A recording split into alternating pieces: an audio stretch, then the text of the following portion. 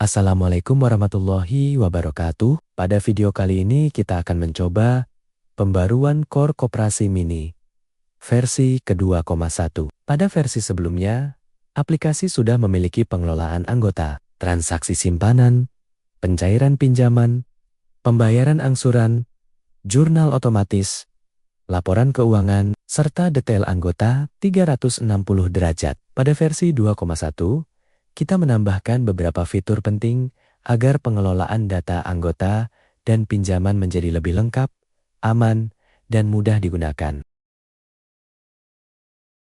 Pembaruan pertama adalah fitur pencarian, filter, dan pagination pada data anggota. Pada halaman anggota, kita dapat mencari data menggunakan nama, nomor anggota, NIK, ataupun nomor telepon. Sebagai contoh, kita cari nama Andi Pratama. Sistem langsung menampilkan data anggota yang sesuai tanpa harus memeriksa tabel satu persatu. Kita juga dapat menyaring anggota berdasarkan status, seperti aktif, nonaktif, keluar, atau meninggal. Jumlah data yang ditampilkan dalam satu halaman juga dapat diatur menjadi 10, 25, 50, atau 100 baris. Fitur ini akan membantu ketika jumlah anggota koperasi sudah semakin banyak.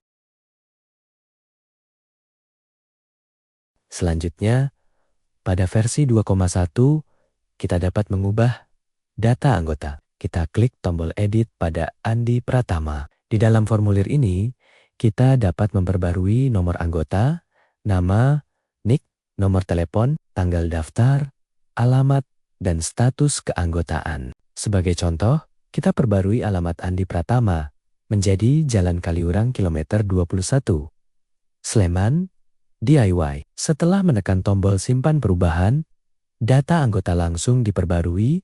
Pada tabel, perubahan tersebut juga otomatis digunakan pada halaman detail anggota 360 derajat. Selain memperbarui data, sistem juga mencatat perubahan ke dalam audit log. Audit log menyimpan ID anggota, data sebelum perubahan, data setelah perubahan, pengguna yang melakukan perubahan, dan waktu perubahan. Dengan demikian, setiap perubahan data anggota dapat ditelusuri kembali.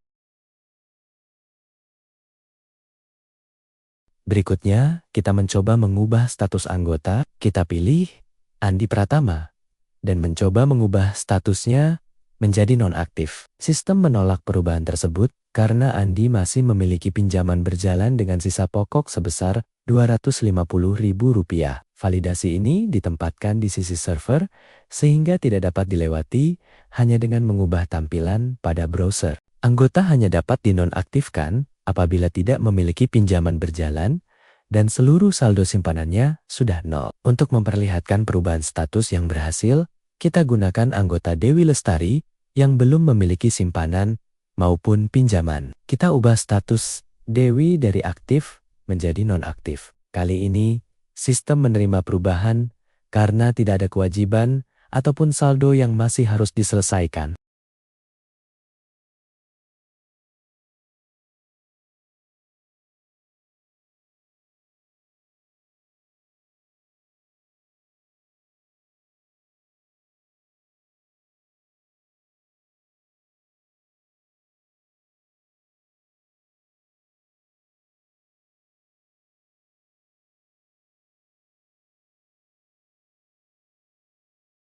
Selanjutnya, kita masuk ke menu pinjaman. Pada versi 2,1, tabel pinjaman sudah dilengkapi pencarian, filter status, filter rentang tanggal, pilihan jumlah baris, serta pagination. Kita dapat mencari data berdasarkan ID pinjaman, nama anggota, atau nomor anggota. Kita juga dapat memilih hanya pinjaman dengan status berjalan atau lunas. Sekarang kita buka detail pinjaman Andi Pratama. Andi memiliki pinjaman pokok sebesar Rp300.000 dengan jasa 10% dan tenor 6 bulan. Total jasanya sebesar Rp30.000 sehingga total tagihannya menjadi Rp330.000.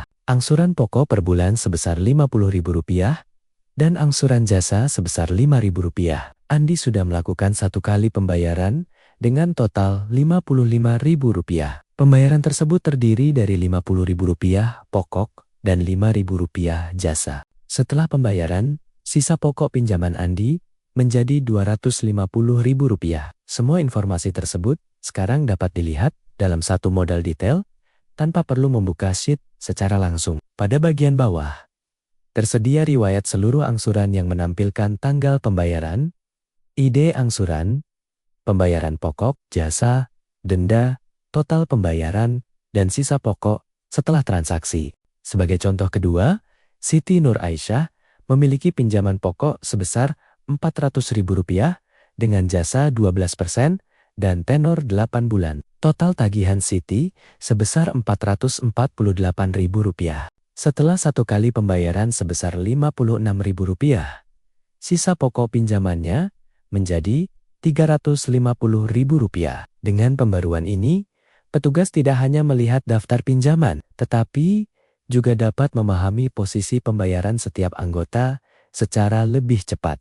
Jadi, fitur utama Core Koperasi Mini versi 2.1 meliputi edit data anggota, pengelolaan status keanggotaan, validasi saldo simpanan, dan pinjaman berjalan, pencegahan nomor anggota dan IKE, duplikat, audit perubahan data, pencarian dan filter anggota, pagination, tabel, anggota, pencarian, filter dan pagination pinjaman, serta detail pinjaman lengkap dengan riwayat angsuran. Core Koperasi Mini tetap menggunakan Google Sheets sebagai database dan Google Apps Script sebagai sistem utama. Aplikasi ini dapat digunakan sebagai dasar pengembangan sistem koperasi simpan pinjam yang lebih lengkap.